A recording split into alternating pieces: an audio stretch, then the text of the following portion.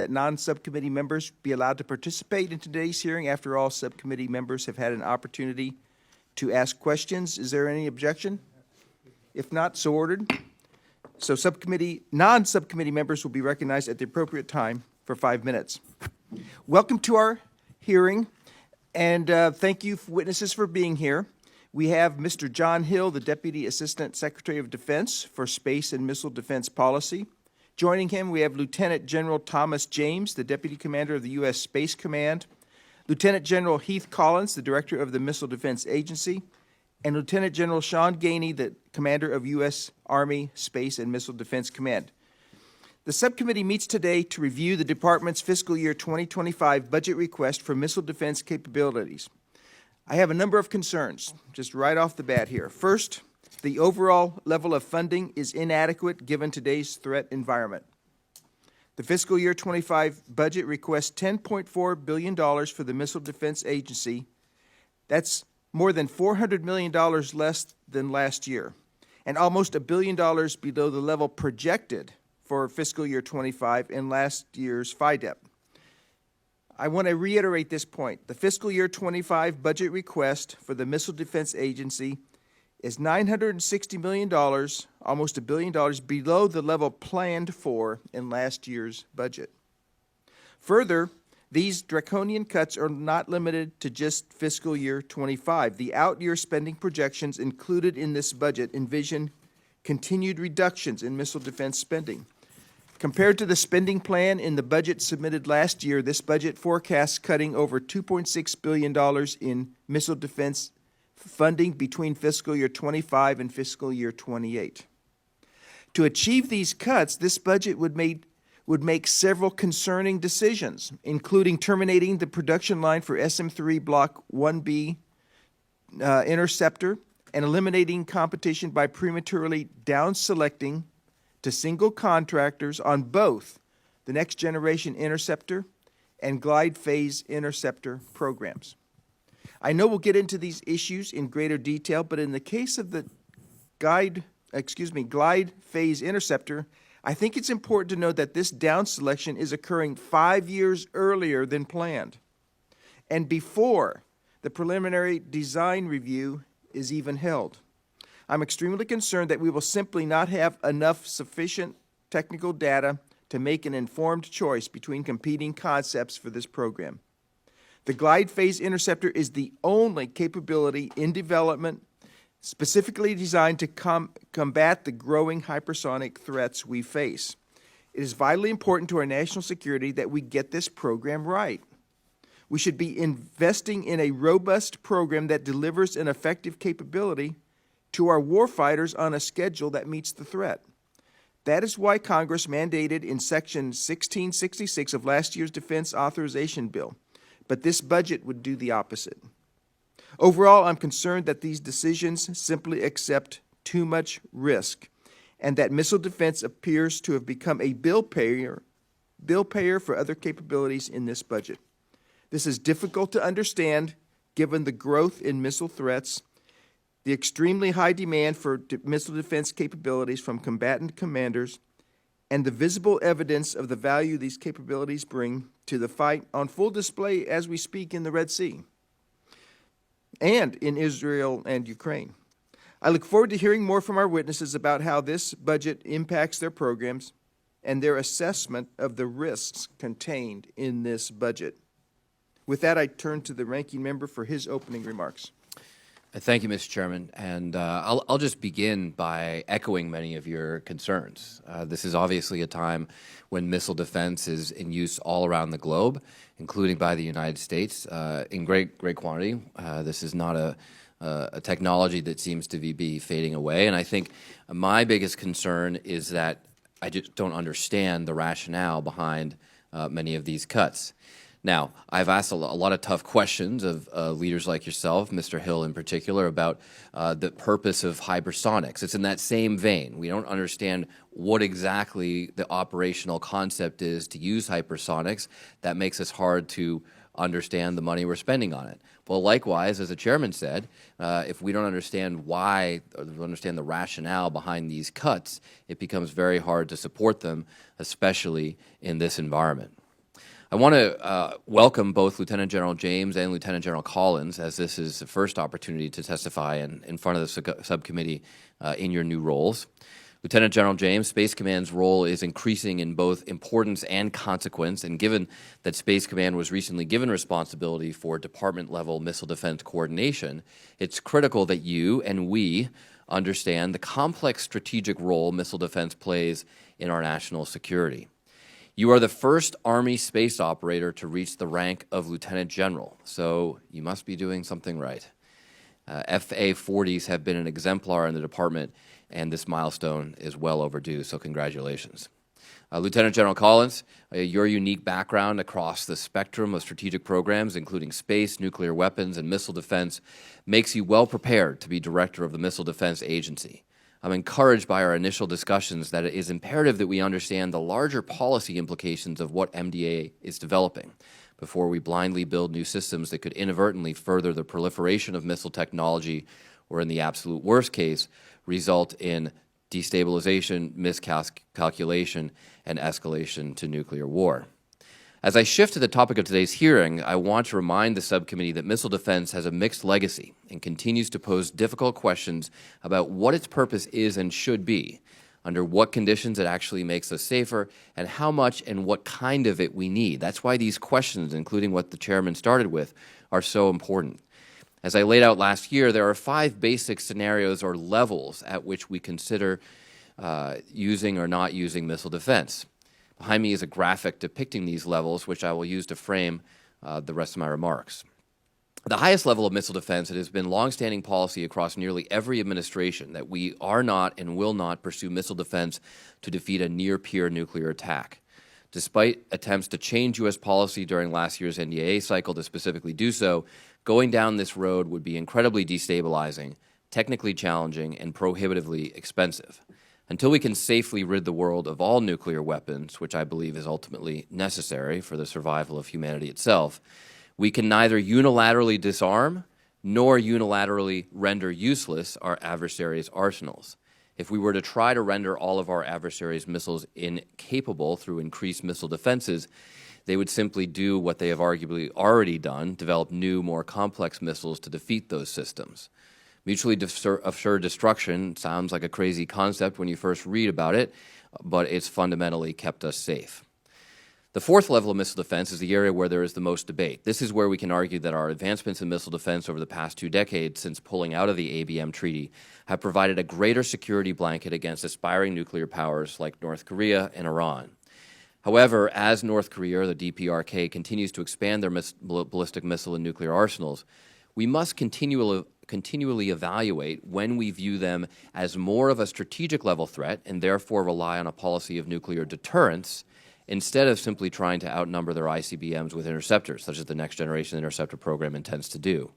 If we decide to continue to outpace their ballistic missile expansion, the question is, how do Russia and China respond? I've argued that they will certainly see that growth as directly affecting the credibility of their own nuclear forces, which may have dire unintended consequences. I hope that in today's discussion, Mr. Hill, you can help us understand how the department continues to weigh those questions and that balance. As this subcommittee evaluates this year's budget request and the continued missile defense policy and posture of the United States, we must understand these implications for ensuring the strategic stability of America and the world for decades to come.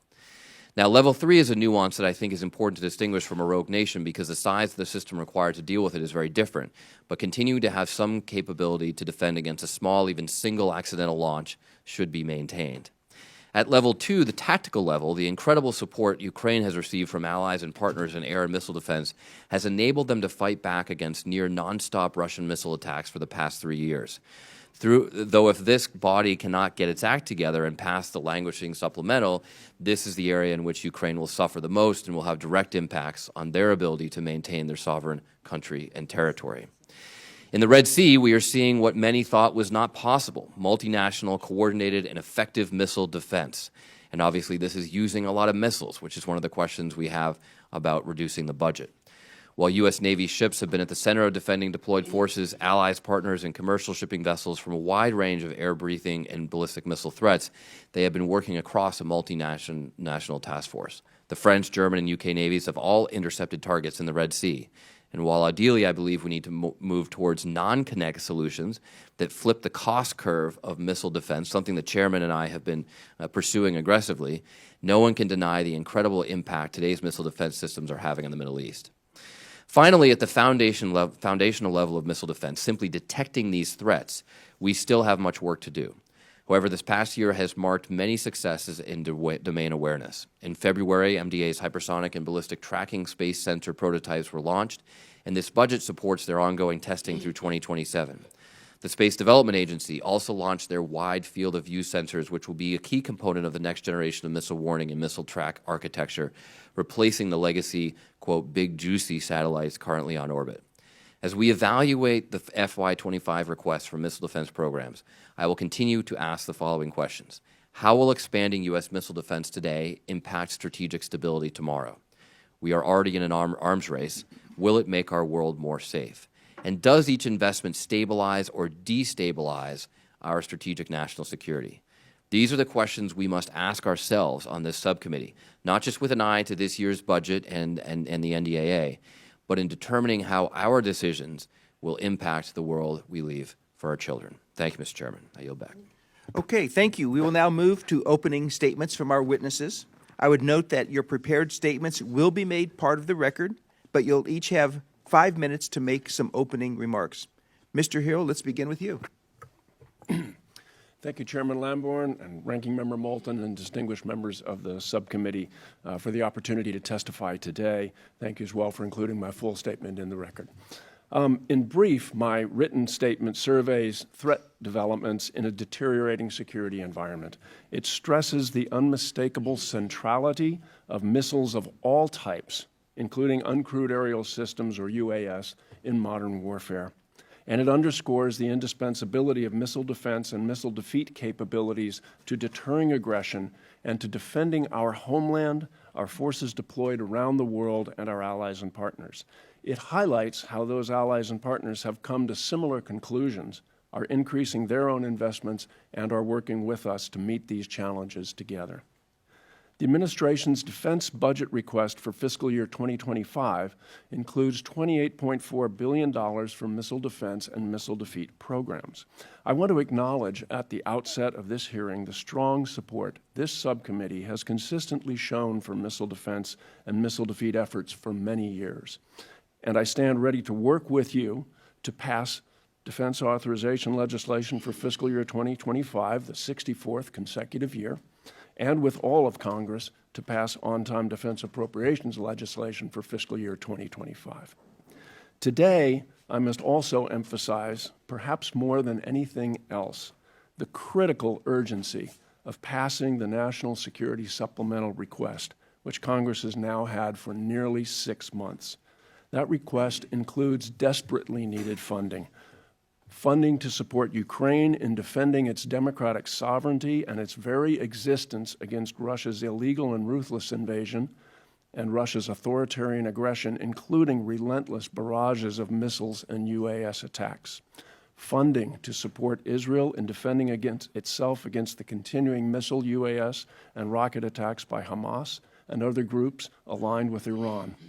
Funding to provide critical humanitarian assistance in Ukraine, Israel, and Gaza, where innocent civilians are dying every day. Funding to support our Indo-Pacific partners in deterring aggression by the People's Republic of China. Funding to replenish our own military supplies of munitions and other material that we have had to draw down to meet the urgent needs of allies and partners. And funding to invest in the capacity of the American industrial base and workforce that is producing these munitions and weapons systems, including missile defense systems, that are so vital to all of these American national security interests. Chairman Lamborn, Ranking Member Moulton, and distinguished members of this subcommittee, there is simply no more time for delay. The time to act is now. I cannot overemphasize, as General Cavoli said just the other day, I cannot overemphasize the critical importance of Congress coming together in common purpose and acting with urgency to pass the National Security Supplemental Request. Thank you again for convening this crucially important and timely hearing. Thank you for your attention. And thank you, each and every one of you, for what you do for your constituents and the nation. I look forward to your questions. Thank you. Lieutenant General Collins. Thank you, Chairman Lamborn, Ranking Member Moulton, and distinguished members of the subcommittee. I appreciate your continued strong support for the Missile Defense Mission and look forward to the questions today. I'd like to start out by thanking the men and women behind the development, delivery, and sustainment of the missile defense system that I represent today, our MDA family, and the operators of the system, all key partners in this no-fail mission. As you mentioned, Chairman, we are requesting $10.4 billion to develop and deploy homeland missile defenses and improve regional missile defenses against increasingly diverse and dangerous missile threats. Our prioritization of decisions will maximize missile defense system capability, capacity, and readiness. We continue to work closely with our combatant commanders and services to help prepare them to fight for the fight of today and tomorrow. To defend our homeland from ballistic missile attack, the Ground-Based Midcourse Defense, or GMD, system remains our nation's sole protection from limited attacks, with the primary focus being the advancing North Korean threat. The ongoing Ground-Based Interceptor, or GBI, Service Life Extension Program will continue to improve the GBI reliability and will help mitigate risk until the next generation interceptor, NGI, is fielded by the end of 2028. After 20 years, GMD stands ready as shown in December of 2023 when we successfully executed a GMD intercept flight test using the 2-3-stage selectable ground-based interceptor in two-stage mode, a first, demonstrating increased engagement battle space. We plan to deploy this capability to the entire fleet by the end of this year. The NGI program remains on track. Both prime contractors have successfully executed preliminary design reviews, or PDRs, and MDA is preparing in the near future to complete a best value determination and select a single company to continue NGI development, testing, production, and fielding. Soon we plan to add the Long-Range Discrimination Radar, or LRDR, to MDA's operational capability baseline by December of this year. LRDR, delivered to the government last month, will enhance tracking, discrimination, and hit assessment against long-range missile threats.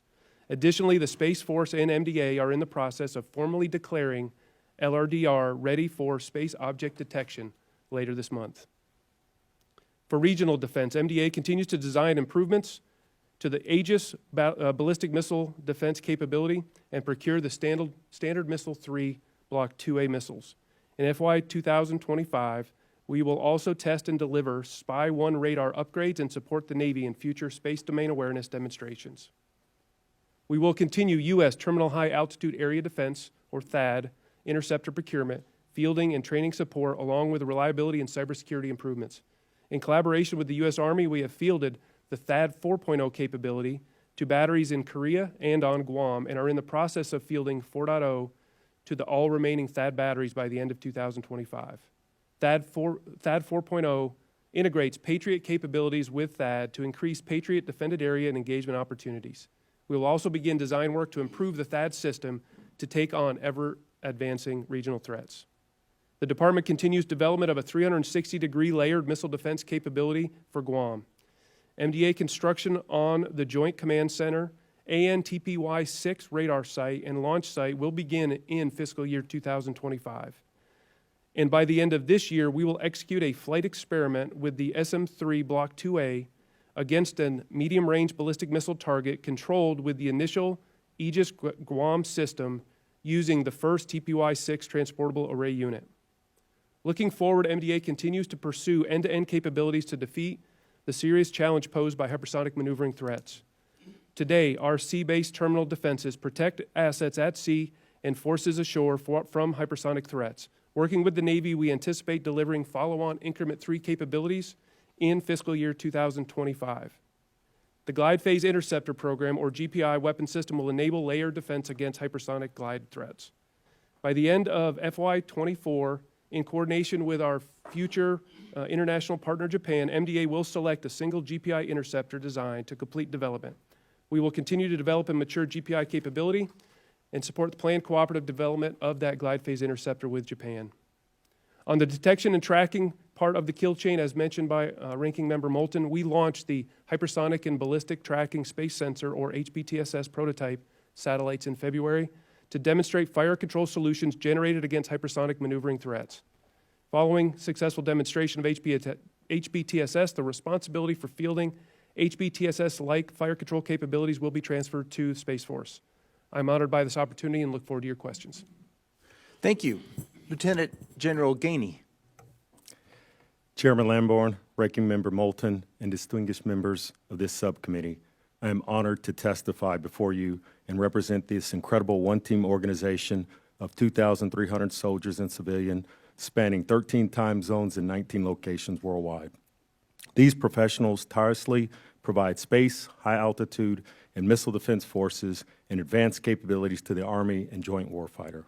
I am honored to represent them, and I thank you for your unwavering support for this team and their families. In January, I took command of the U.S. Army Space and Missile Defense Command and Joint Functional Component Command for Integrated Air and Missile Defense, also known as JFIC-IMD, also acting as the senior commander for both Fort Greely, Alaska, and U.S. Army Garrison Kwajalein Atoll. Additionally, I also serve as the Army's lead enterprise integrator for air and missile defense, and my organization, JFIC-IMD, provides operational level missile defense expertise and integrates trans-regional missile defense functions across the joint and combined warfighting force.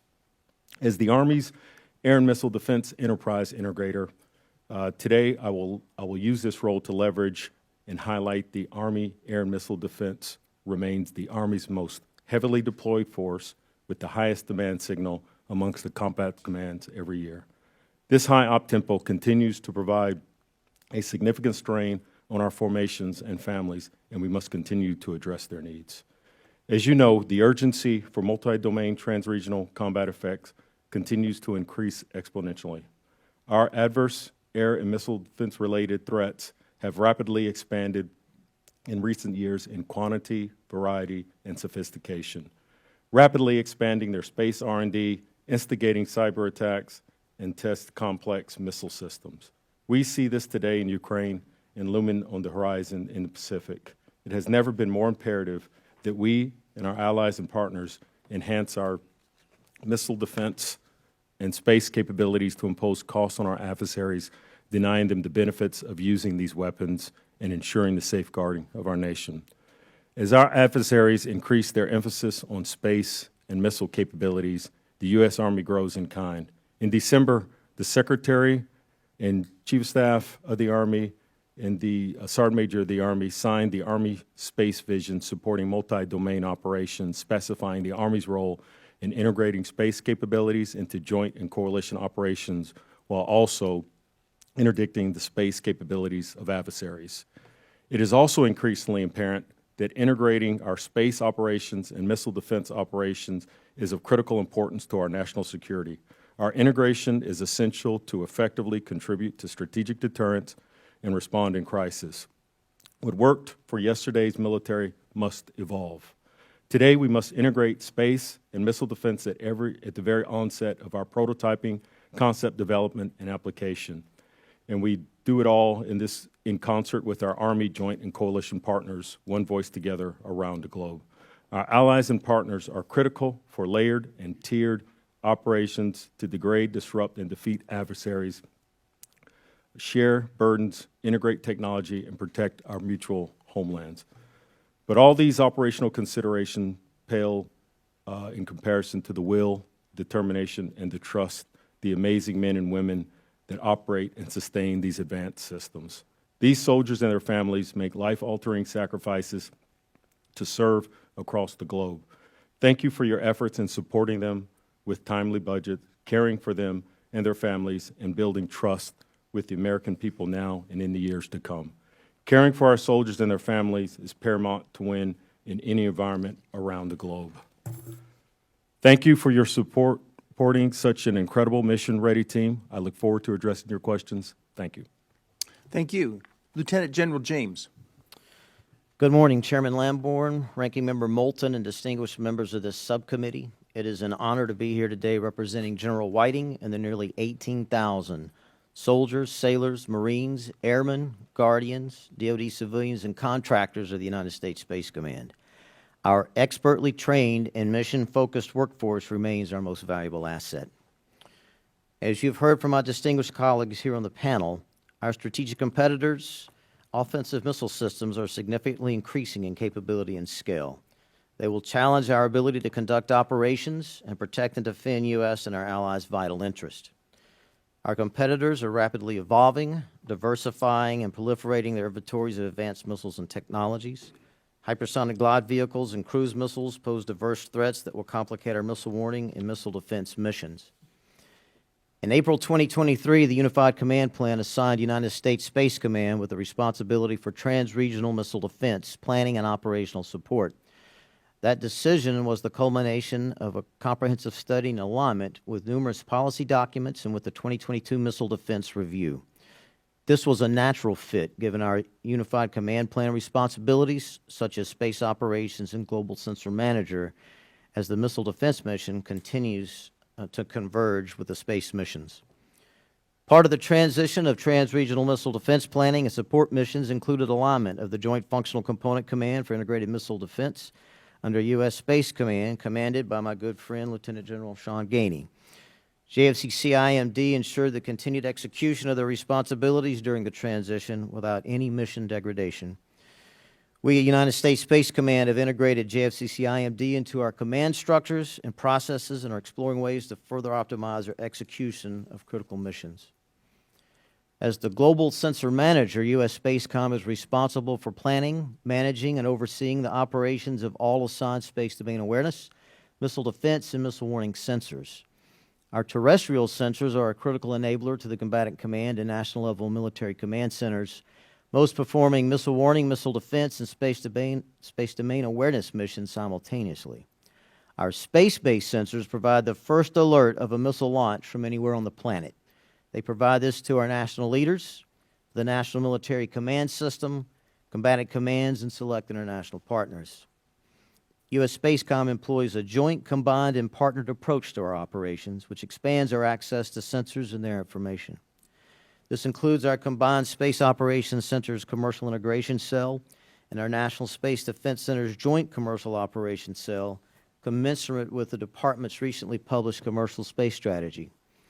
The JCO also includes 14 allied partners that are fully integrated into our space domain operations.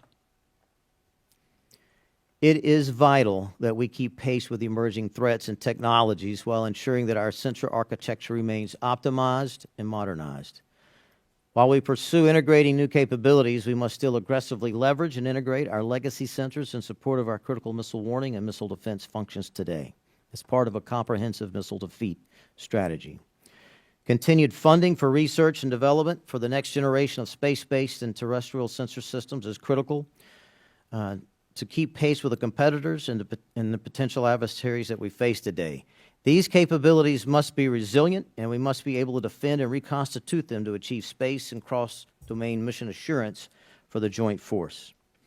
In closing, the 2022 Missile Defense Review states, it is a strategic imperative of the United States to continue investments and innovation in the development of full-spectrum missile defeat capabilities to maintain deterrence and offer protection while hedging against uncertainty.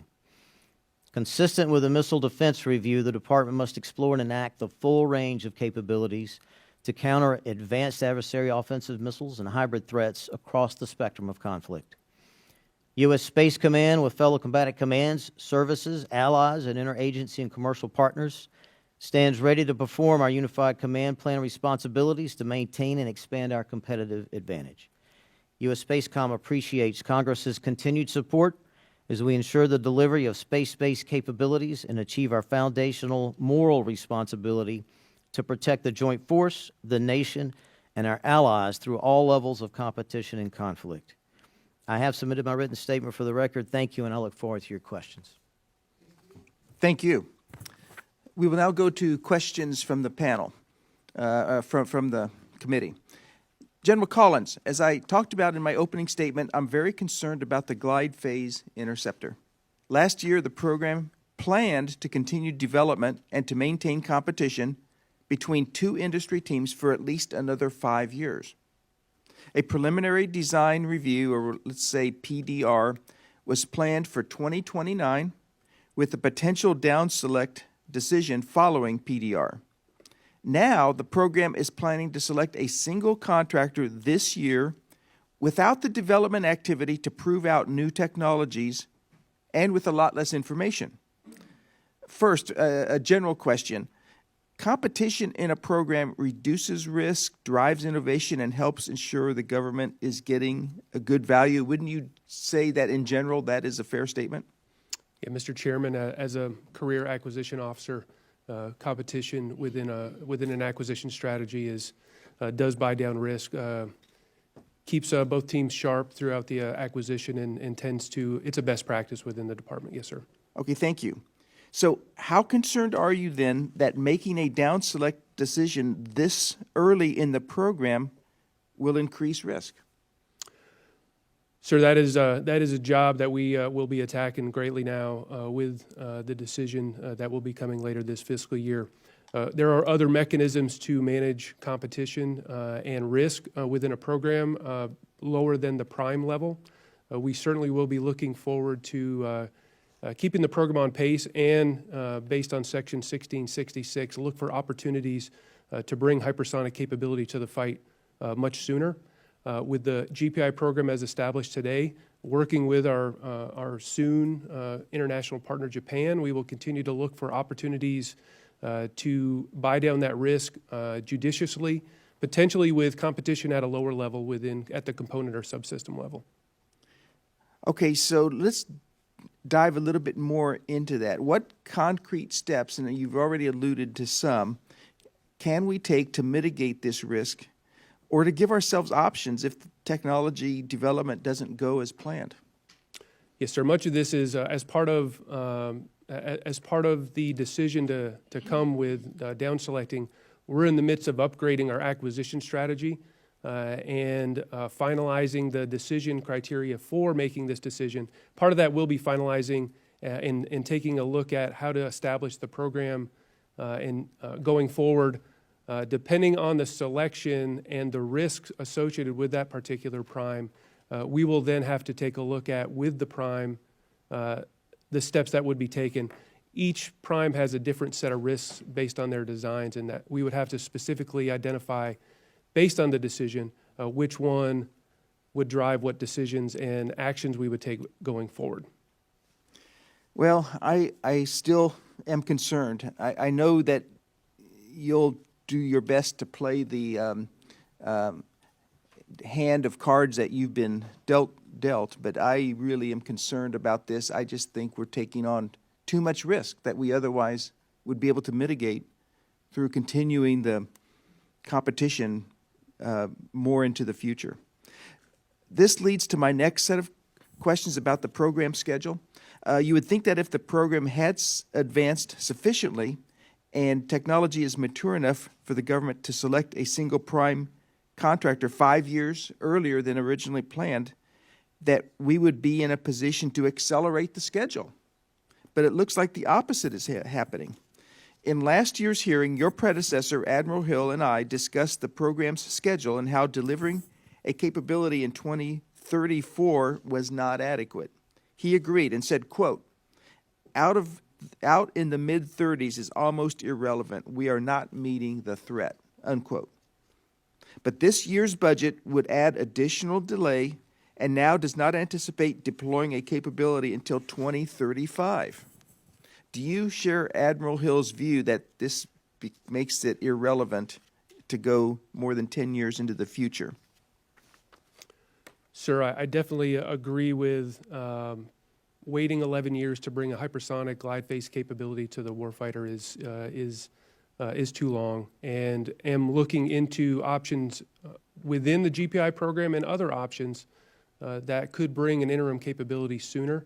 We do have a requirement to come back with those options to you, and we are working through that, and a report will be provided by September that goes through those different option spaces, both within the GPI program and broader across the missile defense enterprise, to try to get any capability we can out of the weapon systems we have and also into the future with the GPI program. What can you tell us in this setting for the record that that you will do specifically? You already alluded to the intention to try to accelerate some things, but what are concrete steps that you're going to be able to take or plan to take? Yes, sir. Right off the bat, one is we've engaged with both of our primes that we have on the GPI program today to identify opportunities that they see within their industry space and their broader enterprises to come up with acceleration options that we could be taking within the program, within the GPI program. Otherwise, I'm also looking across at other weapon systems that we have in place today to understand what, if any, residual capability they may have and or what potential developments, smaller developments could we take within those other weapon systems that could bring some type of residual capability or interim capability to the fight. Okay, thank you. I'll end my questions there, but I'll just quickly summarize my concerns. This budget, as proposed, cuts the funding, delays the schedule, and adds risk to the acquisition approach. I understand that it'll save some dollars and is cheaper, but I'm just not sure it'll even lead to success in the long run, much less address the threats in the meantime. With that, I turn to the ranking member for any questions he might have. Thank you, Mr. Chairman. I certainly share some of these same concerns. Lieutenant General Collins, Lockheed's F-35 and Northrop Grumman's Sentinel are two examples of programs that currently have zero competition and are grossly over budget and grossly behind schedule. Now, you have extensive acquisitions experience. Can you cite an example of a program that benefited from down-selecting and reducing competition early? When has such a reduction in competition fielded a better technology faster and at reduced cost? Ranking Member Moulton, thank you for that question. Well, I think the silence speaks volumes. Let's move on. Mr. Hill, the department indicated to this committee that cancellation of the SM-3 Block 1B was done in part to purchase more SM-3 Block 2As. We will set aside that there are no additional 2As in this budget request and focus on the policy issues I've continued to raise. Is it accurate to say that SM-3 Block 1B is solely a regional missile defense asset? SM-3 Block 1B is for regional missile defense, gets medium range. Is it also accurate to say that SM-3 Block 2A has been proven to intercept an ICBM range threat, the type of threat designed to be handled by the ground-based mid-course defense system? I believe from a kinematic perspective, it's been shown to be able to intercept at that beginning edge. Right. But it's the operational concepts for it are as a regional missile defense missile. It's mostly for medium range and Right, but I'm just asking about its ability. I believe as a test, there was a test that Yes. was done. That's a very long way of saying yes. So my question is, was there a policy evaluation done on how our adversaries, to include China, Russia, and North Korea, would respond to a further increase of SM-3 Block 2As, which have capability against a strategic missile, in lieu of the 1B variant, which does not? Yeah, that was done before my time doing this, but I think the implications of the SM-3 2A, which you're talking about being deployed in fleets at different places around the world, is not something that should logically cause China or Russia to have any concerns from a strategic stability perspective. Well, if you could provide that report to the committee, it would be helpful. Well, you said there was some analysis done. The decision and that test was before I was doing the missile defense business, so I can look into the history of what was done there. Well, look, the point is that what matters here for strategic stability is not just what we think is perfectly logical, but what our enemies think. And we have to consider these concerns when we're making these budgetary decisions. I think SM-3 Block 2As have an important role, but the quantities we're currently buying are about a third of what was intended for the 1B. And if we suddenly reverse that and triple our 2A buy, we could very well embolden our adversaries to further proliferate and advance their technology in a way that not only makes our regional defense posture weaker at a time where regional missile defense is of prime importance, but also impacts stability at their strategic level. I also get the sense that this decision was not thought through on an operational business. I mean, General Collins, from your perspective, is a future Navy fleet equipped with primarily SM-6 interceptors and some SM-3-2A interceptors consistent with the direction you see the threat going? Sir, Ranking Member Moulton, good question. What I would take is I would be concerned with the capacity of capabilities that are in a fleet and our ability to support with enough 2As moving forward, given the capacity that we take from that production line today. Well, we obviously share those concerns. General Collins, has MDA completed analysis of the impacts of this decision on its ability to support and sustain the current inventory of 1Bs, meet the needs of allies, and support the Navy's requirements? Has that analysis been completed? Sir, we have not completed that analysis. We had been waiting for the 24 appropriation to understand the amount of money we were going to get within the SM-3 1B line to support the negotiation for an additional lot of 1Bs. That work is going on currently today to understand the impact to both the 1B final lot as well as the future of the 2A line. All of that to inform what type of sparing would we require within the 1B line to support the life cycle of 1Bs. Well, I think to quickly summarize, as the chairman did, we both share a concern about the lack of competition that seemed to be echoed by your silence. We both share a concern about simply the magazine capacity that we have if we're reducing the number of regional defense assets we have at a time when we're using them quite regularly. And I have additional concerns about what this all means for strategic stability that it just sounds like have not been analyzed or even considered carefully. So we have a lot of questions, and I think that's important. Just one final question. Lieutenant General Collins, there have been a lot of discussions from the subcommittee about the potential need for a third CONUS interceptor site. Has JROC validated any sort of requirement for a third site? No, sir, there's no requirement. If they were to validate such a requirement, is the location that was looked at almost 10 years ago at this point still where you believe that third site should be located? As the last study explicitly indicated that MDA would need to relook at the analysis prior to moving forward with any sort of program once you had a requirement. Sir, that's correct. We would take a look as if a requirement for an East Coast site was identified as a requirement and validated.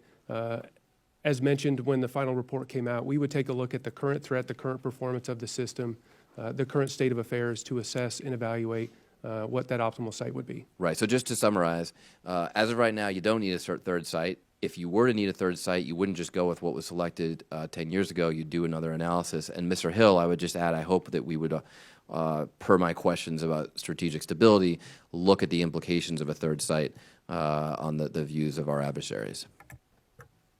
That's correct. Okay. The focus on a third site would be the things we're already investing in rather than a third site. Great. Thank you, Mr. Chairman. I yield back. Thank you. Representative Desjardins.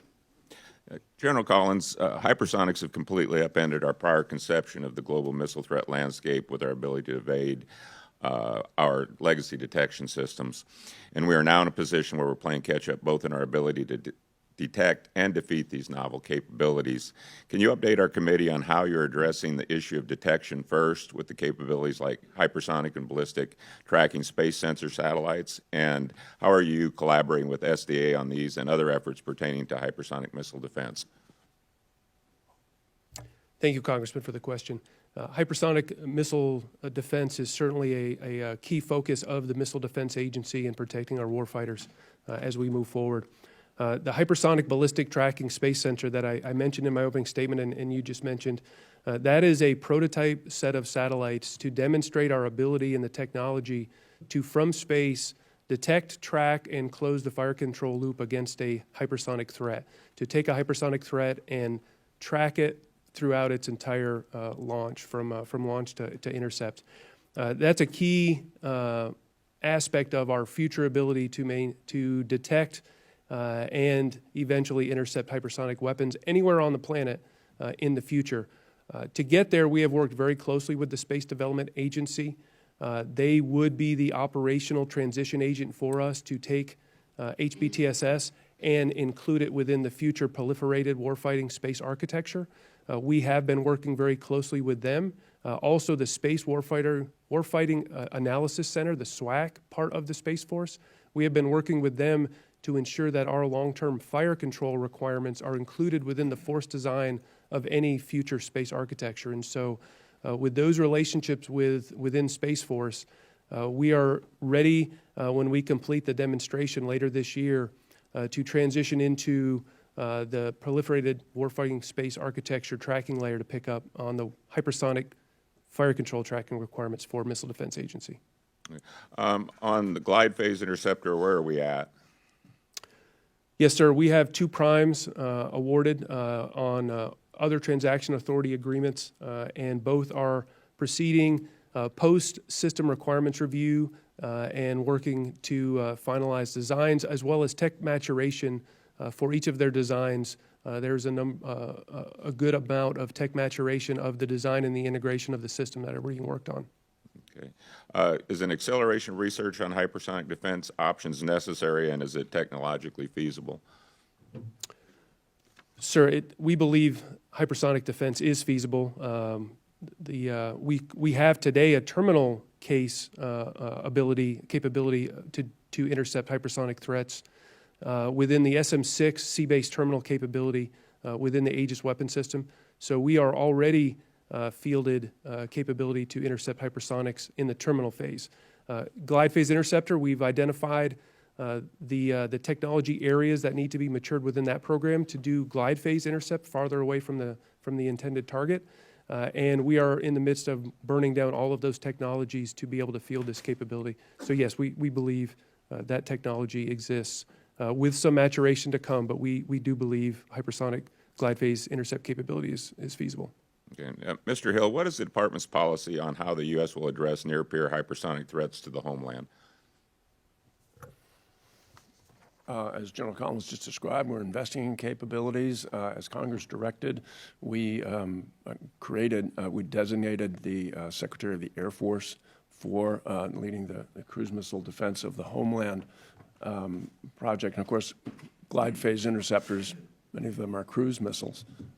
So we will defend them against that, recognizing that in many cases this is something that an adversary is using and developing not in the context of a nuclear strike, but in the context of potentially defeating our ability to respond. We want to demonstrate that now we have the ability to follow up on the commitments we've made, and that means we will defend critical infrastructure in the United States. Thank you. Yield back. Thank you. Representative Norcross. Thank you, Chairman, Ranking Member, for today's hearing and certainly the witnesses. We've had a number of discussions on this committee that talked about the ability to produce the weapons we need, the interceptors, and quite frankly, the entire industrial base. Mr. Hill, today you talked about the investment in that industrial base. So just for the sake of an argument, let's assume we have the technical expertise to design and build, and we might be able to build a prototype. When you look across the U.S. missile industrial base and the workforce, are you comfortable with where we are in terms of being able to produce the numbers that we're talking about? I think, Mike, I am concerned that we have taken a bit of a holiday and that we're playing some catch-up here. I am concerned that we have an adversary in Russia that is on a war footing in Ukraine, and we and our allies in Europe all need to look more carefully at the investments and improve our abilities to replenish when we draw down munitions and other key systems. So you talked about the investment in the industrial base. What specifically would you point to that in this budget that is actually going to mitigate some of those concerns? Yeah, I think there are focused particularly on munitions area and expanding capacity in And some of that is a function of when you are buying in larger quantities, when you're buying with using the authority that the committee has given us to have multi-year procurement. Now you're creating an environment in which you're not just relying on the government's money, but companies are also willing to put their money into expanding their capacity. So what are we doing to address that exactly? What signals are we sending industry? And I'm very familiar with much of the ammunition, what we're doing over there. Yeah. I'm more concerned, at least at this hearing, at our missile industrial base. Yeah. When you start talking about investing in our workforce, what does that mean? You can send a signal, but unless a contract follows it, it's a hollow signal. Right. The contract following it is going to be the question of the resource allocations in finite budgets. This is the question that we've been discussing earlier today about how many are we acquiring. Well, I'm not trying to pin you. Well, actually, I am trying to pin you down because we're doing this to address exactly what we're talking about. And I get, we make the decision and all the complexities in dealing with that, and then we say we need it yesterday. I mean, that's historically what we do. And if we look at some of the numbers that we're requesting, and particularly Mr. Moulton and what he was saying, even if you change your mind, they cannot ramp up in time. So when we start looking towards investing in that industrial base, we have to send the signals that are true to industry, and we have to build it ahead of time because the longest lead item is not a piece of material, it's a human. And that is why I continue to bring this up meeting after meeting. But with that, I will yield back to the chairman. Thank you. Thank you, Representative. Representative Bacon. Thank you, Mr. Chairman. Thank you, gentlemen, for being here. Could you help me understand why the overall budget numbers have gone down significantly for missile defense in the upcoming budget versus what we did last year? That's what it appears to me. Is it because of the budget caps, or maybe there's other priorities? So trying to understand that. Sure, I'll start. Definitely, the Fiscal Responsibility Act did set a ceiling. We had to work within that ceiling. You had must-pay bills, payroll increases, health care programs, child support, a lot of those things that go on in the Defense Department. And then you find you're having to make some choices in your end game. My readiness today for the things I'm working on, my investment for the future, not easy choices. Right. The general environment. I think it's something for the Armed Services Committee to maybe review. Seems like missile defense is an area that we do not want to be cutting. I mean, I know the budget's going up a little bit, but I was just surprised to see the amount of the cut going on for missile defense. A second question, I'm not sure who's best to ask this to. It's concerning when you see the bases, particularly like Iraq, being repeatedly hit from Iran. What can we be doing better to protect our forward bases from this, or what are we not doing? I know this could be a theater commander's question too, but you have great insight. Congressman, thank you. I'll take that question. And in my current role and previous roles, specifically as the Army is providing the preponderance of missile defense and counter-UAS defense for those bases forward. Again, continuing to add funding for the forward warfighter to employ capabilities. You heard General Kurilla advocate for the additional funding that he's requested for additional counter-UAS capability to proliferate across all of our bases forward. We do have capability there now that is proven successful. We are putting in technology and directed energy and also other type of kinetic systems, and continuing funding of those systems will allow us to put in volume additional capability on those bases. Thank you. It's alarming to see the amount of targeting Iran's doing at our bases in Iraq, and it seems like we should be doing everything we can to protect against that. Now, in the last NDA, we put some missile defense measures in for Kurdistan. How will that look, you think, or how will that be a hard challenge for you all to accomplish? There was a provision to help the Kurds get missile defense in the last NDA. Yeah, I'm sorry. I actually heard Kyrgyzstan, but Well, the Kurds. Kurdistan. Yeah, Kurds. Kurdistan. No, Sorry. that's just my hearing. So absolutely, support to the Kurds has been part of this. Balancing that relationship, their relations in the region is also part of that question. One of the other, to add to some of General Gainey's comments as well, we have also in the Red Sea context, obviously struck back at some of those sites where some of these Iran-aligned militia groups operate, the Houthis most notably. And that is an essential complement to the force protection that missile defense provides. Thank you. One last question for General Gainey, if I may. We've been reading some reports of fatigue and burnout because of the high ops tempo for your servicemen and women. What can we do to help mitigate that? The Army has taken a holistic look, and as you heard me earlier highlight the significant strain on the force. But what I will tell you is I'm amazed at how those soldiers continue to respond and continue to maintain a positive attitude and a high reenlistment rate moving forward.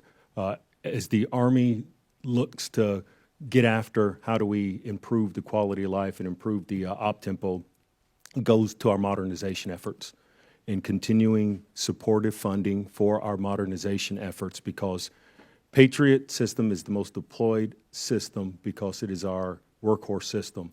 As we modernize with integrated battle command system as the core point inside of that modernization, we will then integrate several different effectors and capability that provides the range of capabilities across several threats. So you'll no longer have to deploy just a Patriot battery. You can now deploy several different components.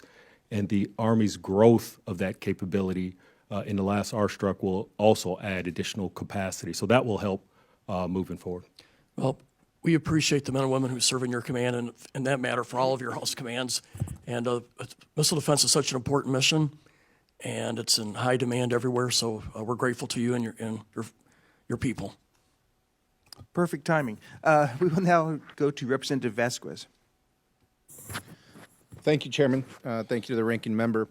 Thank you to our witnesses for being here today. This morning, I have the privilege of representing New Mexico's 2nd District, home to White Sands Missile Range. It's the birthplace of America's space and missile program. And though White Sands continues to be the Department of Defense's premier research and testing facility for our nation's most important weapons programs, they also continue to face struggles maintaining modern technology and facilities. Now, during my visit to White Sands this January, base leadership shared with me that their long-range radars, which are supposed to provide critical tracking capabilities for weapons testing, have been in service and have not been upgraded since the 1960s, posing significant challenges to keeping them operational and in line with modern missile technology. Beyond these maintenance challenges, I've understood that these radar challenges and the failures during tests have become increasingly frequent, occurring as often as 5 times per month, and with tracking inaccuracies that are off by hundreds to thousands of yards. Not being able to accurately track weapons during testing not only poses a safety risk to the folks that are working there, but also to surrounding communities, but threatens our readiness and national security. And I think that's completely unacceptable. We should do everything in our power to ensure White Sands has the necessary equipment to safely and accurately track weapons tests so that we're providing our warfighters with the best tools and information possible to accomplish their mission. Lieutenant General Gainey, are diminished testing conditions like these acceptable to you, and how do deficient testing standards pose a threat to our national security? Congressman, thank you for the question. White Sand Missile Range remains an integral part, as you know, to our testing in the Army's Air and Missile Defense Program. As the Senior Mission Commander for Kwajalein Atoll, I also have strategic testing at those sites where I also maintain an infrastructure and sensors to be able to get after that. And I believe continuing funding and improvements of all of those capabilities are critical to continue to ensure that we have the best capability as we test our critical systems moving forward. Thank you so much. And in New Mexico, as you know, Lieutenant General, we have a long legacy of not just missile testing, but a lot of research and development that has contributed to the strength of this nation's national security. We also have a toxic legacy of impacts to the local surrounding communities from testing activities, which is one of the reasons I'm fighting and others here in Congress are fighting to reauthorize RECA. And so we just want to make sure that those technologies are updated and that we don't make the same mistakes of the past, at the same time protecting national security. Now, Mr. Hill, given the importance of White Sands testing capabilities, what is stopping the department currently from updating these critical testing systems? Congressman Vasquez, I'm not familiar with the specific decisions on those, but we can certainly take the question. And in the general sense, obviously, the previous discussions about the overall top line and making trade-offs within finite resources, I'm sure, is part of the calculation that's happening. Thank you, Mr. Hill. I appreciate you paying attention to this issue in future budget requests. Now, beyond the missile testing and evaluation done at White Sands, we're also home to the largest manufacturer of space-grade solar cells that are a key component to providing power to our satellites. Producers in my district power a significant portion of our nation's national security satellites, directly contributing to the strength of our missile warning fleet in space. Mr. Hill, for components like solar cells that are critical for our missile defense and warning infrastructure, what does it mean to the department to have a reliable domestic supply chain, and how can Congress help support robust production capabilities like those in my state? I think these reliable domestic production chains, we see how important they are across a number of fields. One of the things that we've done, most recently issued our commercial space integration strategy, recognizing how much innovation is being driven by the commercial side of space. And the understanding that we in the Defense Department need to shift from trying to contort them into meeting our requirements to being flexible about our requirements so we can leverage what they're doing. That would be an example of creating an environment in which more innovation happens inside domestic production capacity. I appreciate that, Mr. Hill, and we certainly are at the forefront, I think, of that commercialization, both in the research and development phase, but also now in light assembly and manufacturing when it comes to all these different components that are going into these modern systems. And I appreciate your continued attention and investment to New Mexico's 2nd District. Thank you so much. Chairman, I yield back. Thank you. Representative Strong. Thank you, Chairman Lamborn and Ranking Member Moultrie, and thank each of you for being here today.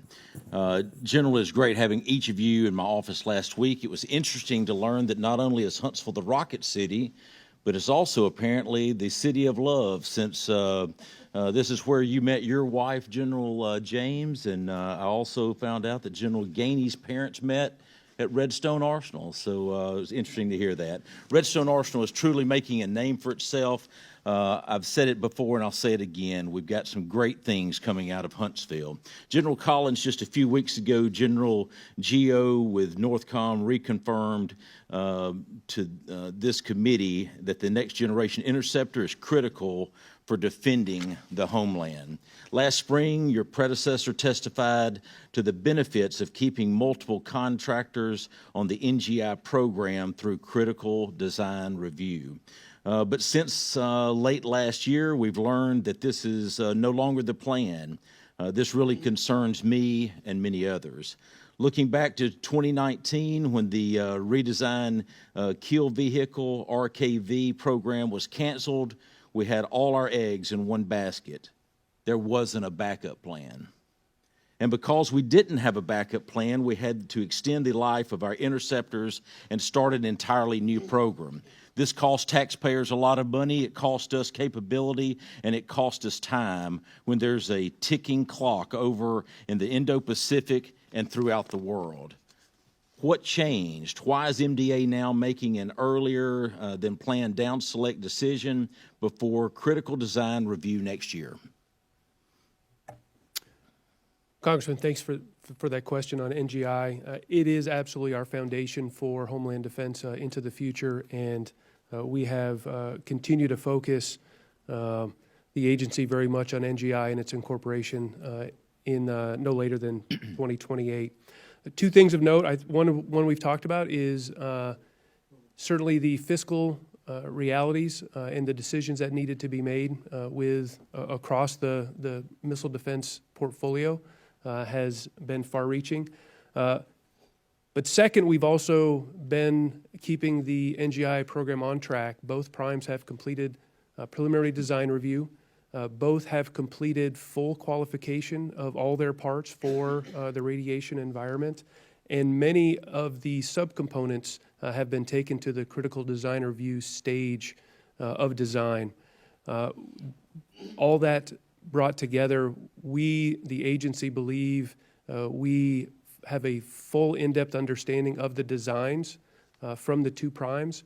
We fully understand and the transition to production plans and the risks that are still involved with both primes. And we believe that the level of risk is well below the department's standard of making a decision such as this. So we believe we have the technical depth and knowledge and understanding of risk as we move forward to make that decision. Thank you. I know that some very smart people have done great work to keep our current interceptors in the game longer, but we cannot keep life extending the fleet. Is that right?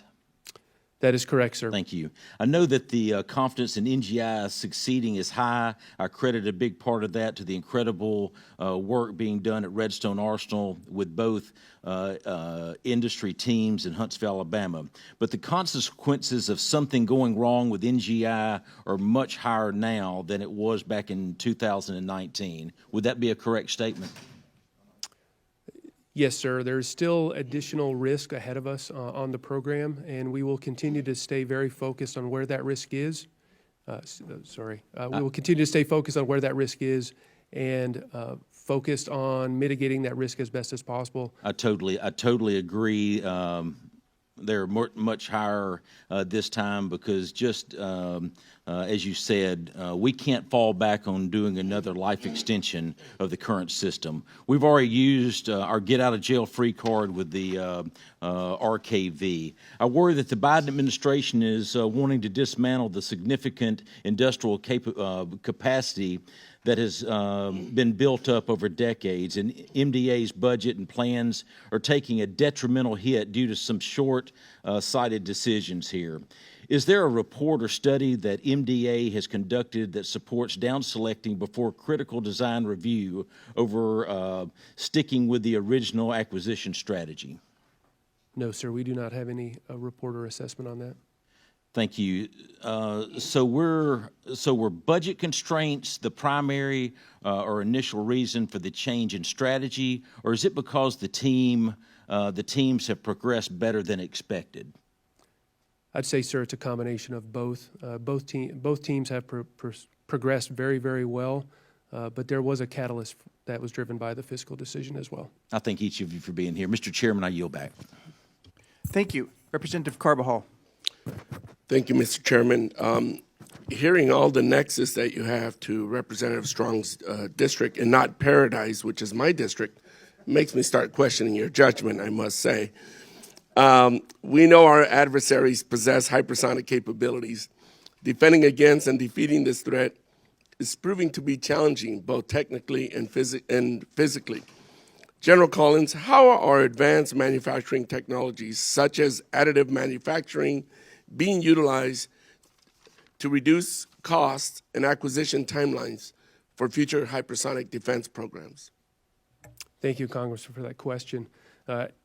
And fully agree with your notes on the difficulty in developing an industry base to accelerate our hypersonic offensive and defensive weapons as we move forward. In my previous job within the Air Force buying hypersonic weapons, we had the same challenge is developing the industry base to produce the critical technologies we require for hypersonic weapons. At the Missile Defense Agency, we're very focused on bringing any of the new advanced manufacturing capabilities and technologies to bear to help, one, reduce cost of building hypersonic weapons in the future, as well helping to scale and increase pace of capacity of lines going forward. We're very much looking into advanced manufacturing, additive manufacturing. As you mentioned, we have a group within our S&T division that is closely looking at and investing in small business maturation capabilities of additive manufacturing, in particular capabilities that are required within a hypersonic weapon. One in particular is carbon-carbon additive manufacturing, which is key to the front edge thermal protection systems of our hypersonic weapons, a key technology and a limiting factor within our ability to scale the industry base. And so we're very much investing across the traditional and non-traditional bases to ensure we have the manufacturing capability for hypersonic weapons. Thank you. General Collins, earlier this year, the Missile Defense Agency, MDA, launched 2 hypersonic and ballistic tracking space satellites, HBTSS. MDA received additional funds in fiscal year 24 Defense Appropriations Bill to do calibration testing and training on threat representative hypersonic targets. Can you please describe the status of the satellites and how MDA is going to execute the additional $25 million for calibration provided in fiscal year 24 omnibus. Yes, Congressman, absolutely. It was a major activity on Valentine's Day of this year when we launched the two. That's my anniversary, by the way. It's a great day. Sir, those satellites are still progressing through launch and early orbit testing. We have a very slow, methodical process whereby we turn on the satellites, we turn on the payload. Over the last month, we have had first light, what we call the first time we've turned on the payloads and actually looked with them and started taking a look at the data to calibrate. That calibration continues. We've started to do a number of cooperative activities where there may be a launch or a test that somebody else is executing, and we've been using those as capabilities, as opportunities to calibrate that payload. Later this summer, we will be executing our first HTB, Hypersonic Testbed 1 launch in June. That is a launch specifically designed for our HBTSS satellites to look at a hypersonic threat and track it through its time of flight. There'll be another HTB-2 test later in the summer. Those are the two main wickets that we're looking at to calibrate and certify the fire control solution and technology that we have. Back to the earlier conversation, another opportunity we're getting is the Space Development Agency for Wide Field of View satellites were launched on the same booster. They're in plane with our two satellites, and so we're actually going to be able to utilize some testing of the wide field of view capability in concert with our HBTSS technology as well. A key capability as we look forward to a future missile warning, missile defense, and missile defense space architecture. Thank you, sir. Thank you. General James, the value add of HBTSS is that it will provide fire control quality data to track and intercept hypersonic threats. Can you speak to the importance of fire control quality data, the importance of using threat representative hypersonic targets to calibrate and train against, and how Space Command plans to do that across future year defense programs? Yes, Congressman, sure can. Thanks for the question. I came a long way. I have a few things to say, so thanks for a question. Absolutely important and incredible. As SpaceCom continues to flesh out its transregional missile defense mission, and we continue to press on that, and we see those natural links between what you've heard the other colleagues say here about the convergence of the space and the missile defense mission, how we use our space assets and develop those to get at the technology changes we see, to your point, the hypervelocity for the cruise missile threats that we see. We're going to have to use space-based systems. We're going to have to be able to provide that level of targeting quality information.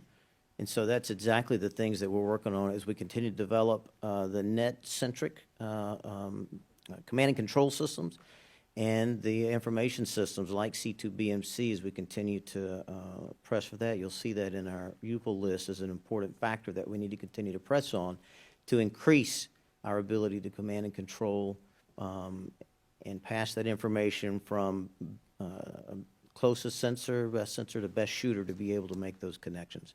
And there's a lot of work that's happening more than just in U.S. SpaceCom, and we're tying into all of that with MDA, with SMDC, Army's convergence, Nimble Titan, lots of different exercises, JAMDOs, Nimble Fire. We exercise all of those to continue to build our expertise in that.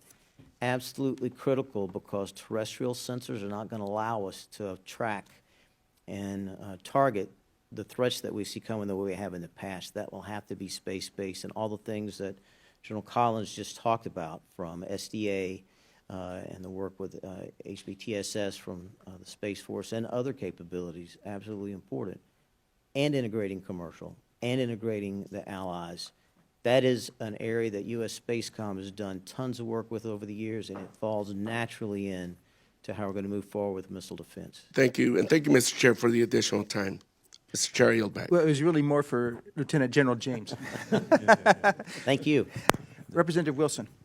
Thank you very much, Mr. Chairman. And indeed, I hope, Mr. Secretary General, as you see, that incredibly this is bipartisan with the leadership of our chairman and ranking member, and even including Congressman Carbajal.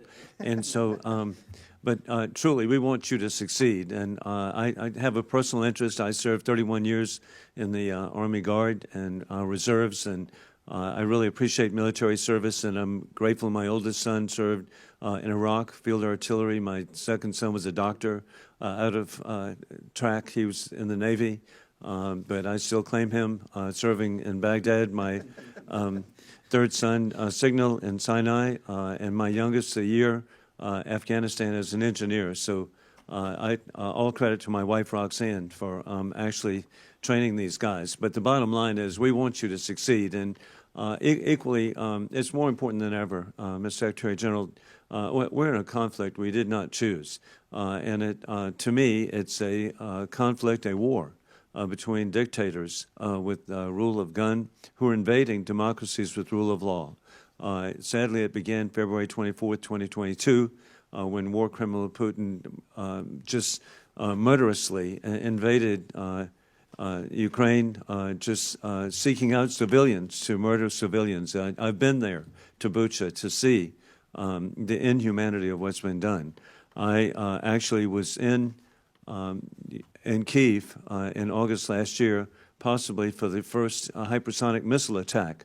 And the tactic of war criminal Putin is so inhuman, and that is to attack a civilian target like an apartment complex, and then that's not the real attack. 20 minutes later, when the first responders are there, the fire service, the EMS personnel, law enforcement, that's when the real attack occurs. And it's just shocking to think of the tactics that Putin has to try to intimidate the people of Ukraine, just as they did the people of Aleppo in Syria, and then to come back and try to intimidate first responders. Then, of course, it continued on October the 7th when the puppets of Iran, of the regime in Tehran, invaded, and again, 1,200 innocent civilians mercilessly murdered intentionally without any sense of propriety or concept, and indeed not in uniform, just everything that could be a violation of laws of war they conducted. And then, of course, sadly, we've had over 150 attacks that have occurred in the Red Sea, as correctly identified by Congressman Moulton in Iraq. Over and over again, we see these attacks, over 150, and then culminating on January the 28th with 3 young members of the Army Reserves from Georgia who were killed by a Hezbollah, again, another puppet of Iran, killing 3 of our personnel and wounding 40 others. And so it's just incredible to me, the challenges that we have, and we want the best. And wanting the best, General Gainey in particular, I am concerned with the level of deployment of such an important branch, the air defense, artillery. And actually, I want to commend, it's no surprise, General Congressperson Don Bacon was ahead of the curve, and that is the deployment level that's being conducted. And I know with the leadership we have, bipartisan, we would like to back you up in any way to try to address that. With all of this in mind, General Gainey in particular, how are we addressing the technological development of the Chinese Communist Party, war criminal Putin, the regime in Tehran, the Pyongyang? How are we addressing this? Congressman, thank you for the question and appreciate your thoughts. As I'll speak first on the Army perspective. The Army is undergoing its most modernized effort in several years. We are moving from a Patriot-centric force, and I highlighted earlier how we are asking Patriot to essentially do everything in the fight, get after tactical ballistic missiles, cruise missiles, and in some cases with our partners, even going after drones with the Patriot system. The U.S., through our modernization program, the U.S. Army is now looking at Integrated Battle Command System as the cornerstone of that system. We have that system in test right now with our unit out at Fort Bliss. What that unit, that C2 system does, it integrates several components and not just a system. It takes a lower tier air and missile defense sensor as the cornerstone of that capability. And then it adds in other sensors, whether ground-based sensors or airborne platforms, and it also add in shooters into that common C2. So now giving the operator to leverage several different sensors to provide several different effectors against a range of threats. And also that lower tier air and missile defense sensor provides significant more capability than the current system does, which would allow it to now optimize most of those interceptors that are part of that C2 system. And if you look at this challenge from a joint perspective, in my JIFIC IMD hat, that's where we look at how do you bring all of these systems together in a larger C2 construct. And that's something as we work towards the defense of Guam, one of the areas we're looking at is how do you take the Army integrated battle command system, integrated with some of the systems that the Missile Defense Agency is putting together on Guam. And so therefore, we're looking at we'll have an enduring solution that moves forward that essentially integrates all those several systems, leverages the sensors and the shooters together.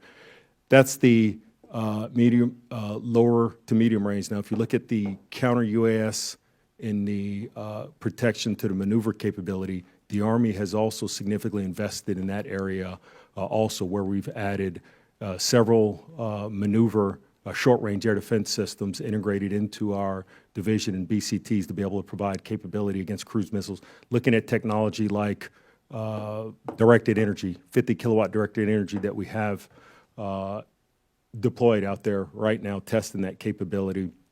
And also, we're fielding high-powered microwave into our formations to be able to get at the threat. So if you look at a capability, a system that's able to integrate all of these sensors, all of these effectors, and then be able to put the proper fires on target, the appropriate interceptor or effect on the appropriate target, that's how we're moving forward in modernization. That's how it's going to allow us to move forward. Okay, Thank you very much. Thank you. Representative Garamendi.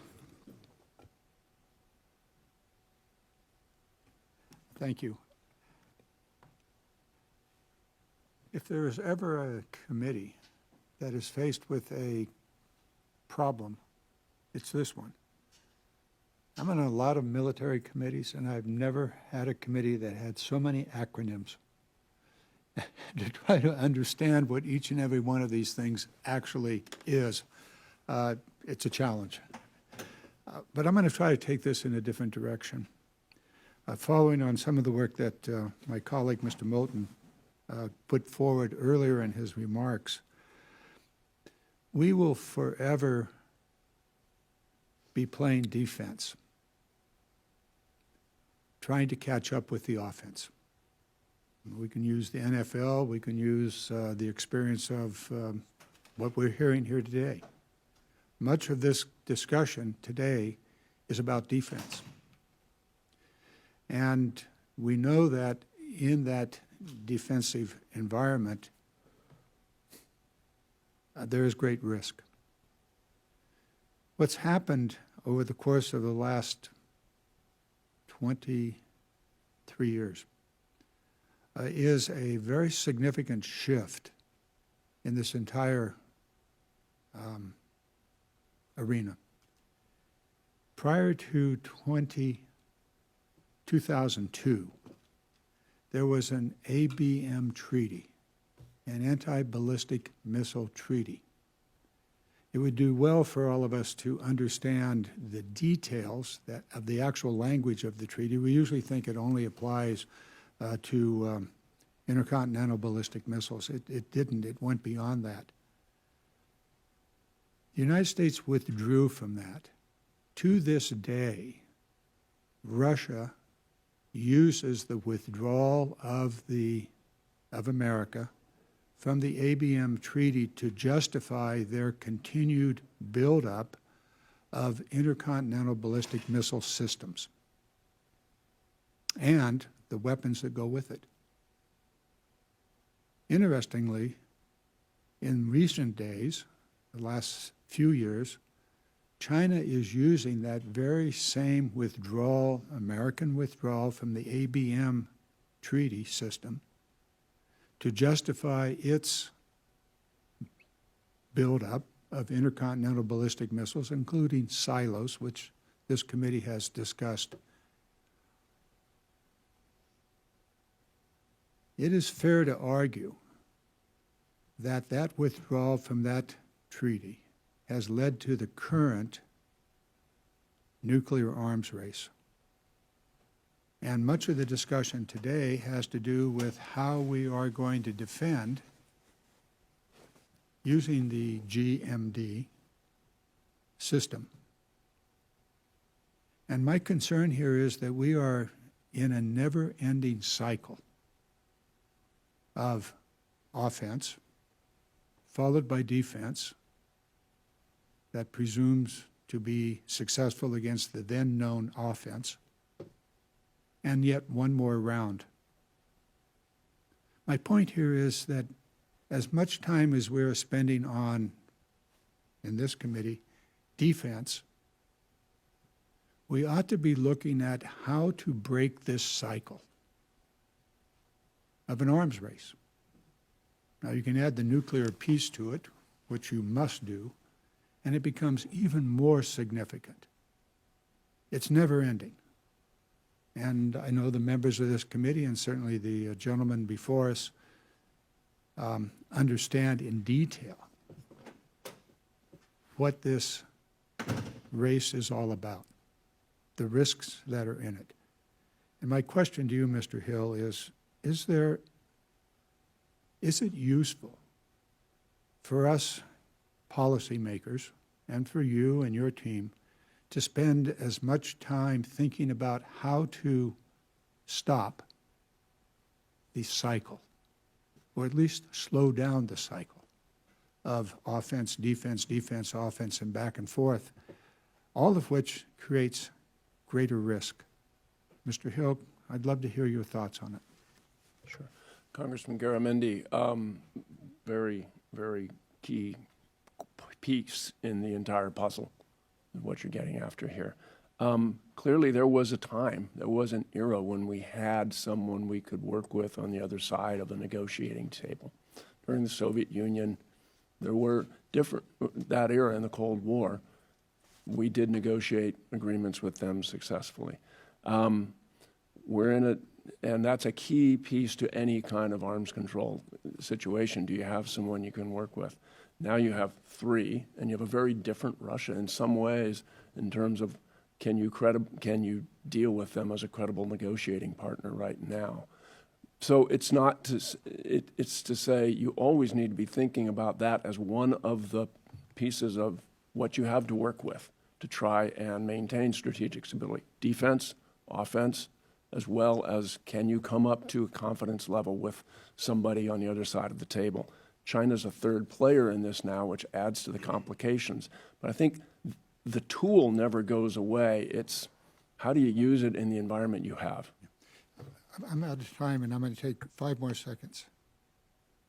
Every one of the arms control mechanisms that went into effect during the Cold War occurred almost immediately after the most difficult of moments in that Cold War.